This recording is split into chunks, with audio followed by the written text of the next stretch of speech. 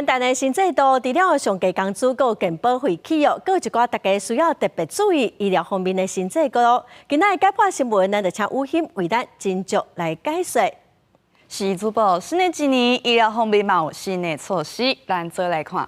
今年开始，基本工资是起到28,590块，健保费嘛得咧调整哦。主要也是上低甲上悬这两个投保级距有变动。本地投保伫咧第一组顶级有3级距，对今年开始调整做2个，民众投保的金额就安尼增加，按算的有811万人受到影响，平均逐人逐个月健保费利率爱加纳21块，也上悬一坎，上悬的这个投保级距嘛有伫咧起哩哦，大约影响10万人。平均逐人逐个月健保是爱加纳831块。也卫福部就讲话啊，卫福部讲，投保级距全面调整了后，当年健保收入就会当来增加。也健保住院自付金额上限，卫福部嘛有调整。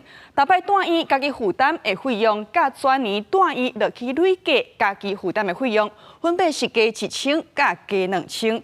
意思就是讲，住院住一摆，家己负担紧绷就是5万1，也全年住院落去累计家己负担的费用，紧绷就是86000，按算会有10800人受到影响。不过经济弱势甲重大伤病是未受到变动。也根据报告显示，即马着癌的人是愈来愈多，甚至讲有愈来愈少年的趋势。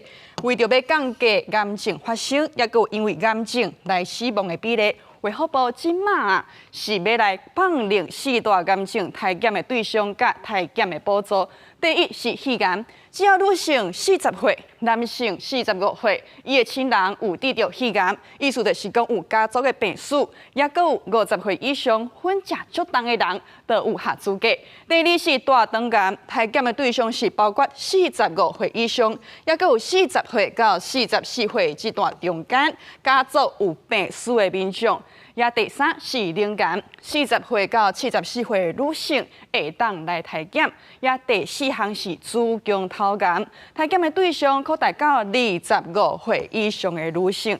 也研究嘛指出讲，99%以上子宫头癌甲长期感染 HPV 人类乳突病毒有牵连哦。所以咱政府对今年开始是增加 HPV 检测服务，35岁、45岁、65岁的女性会当来做自费检查。